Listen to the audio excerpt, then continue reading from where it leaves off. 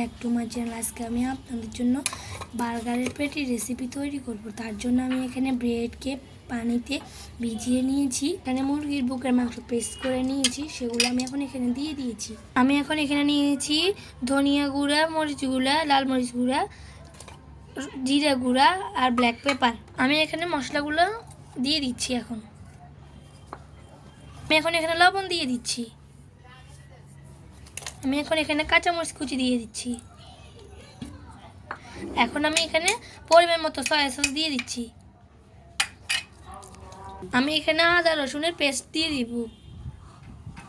আমি এখন এখানে পেঁয়াজ কুচি দিয়ে দিচ্ছি। এখন আমি এখানে কর্নফ্লাওয়ার দিয়ে দিচ্ছি। আমি এখন এটাকে মেখে নিচ্ছি।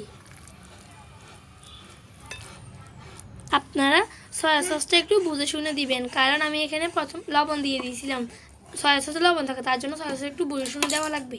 আমি এখানে পেটিগুলো ভেজে নেওয়ার জন্য আমি এখানে ফ্রাই প্যানে তেল দিয়ে দিব। আমি এখন এটাতে দিয়ে দিব। আমি এটাকে একটু বড় করে নিয়েছি। আমি যখন এটাতে দিয়েছি তেলটা একটু মাঝারি এসে রাখবেন, নাহলে পুড়ে যাওয়ার সম্ভাবনা আছে।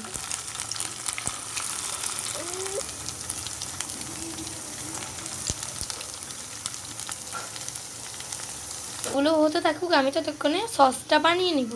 আমি এখানে 2 চামচ মেয়োনিজ দিয়ে দিব সসটা তৈরি করার জন্য।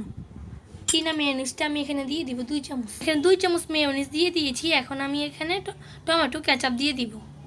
আমি এখানে গোলমরিচ দিয়ে দিচ্ছি। এখন আমি এটাকে মিক্স করে নেব।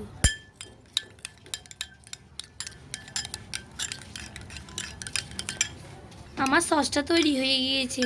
এখন আমি দেখি আমার পেটিগুলোর কি অবস্থা। আমি এখন এটা দেখে আসবো। এটাকে উল্টিয়ে দিয়েছি।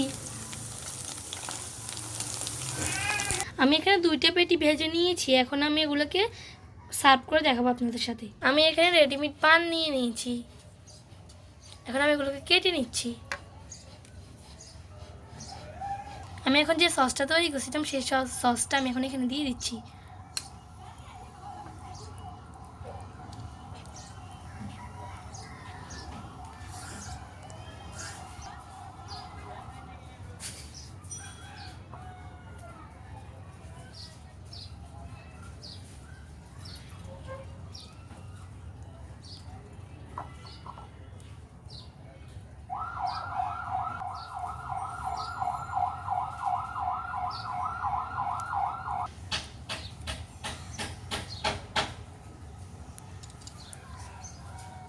আমি এখন এটাকে উপরে দিয়ে দিব। আমার বার্গারটা তৈরি হয়ে গিয়েছে। খুব সহজে ঘরোয়া কিছু উপকরণ দিয়ে তৈরি হয়ে গেলে আমার বার্গারটা। আপনারা যদি আমার ভিডিও ভালো থাকলে সাবস্ক্রাইব করবেন, আর পাশে থাকা বেল বাটনটি প্রেস করে দিবেন, আর একটা লাইক করবেন। বেল বাটনটি প্রেস করলে যখনই আমি নতুন ভিডিও ছাড়বো আপনাদের কাছে সবার আগে নোটিফিকেশন চলে যাবে। আসসালামু আলাইকুম।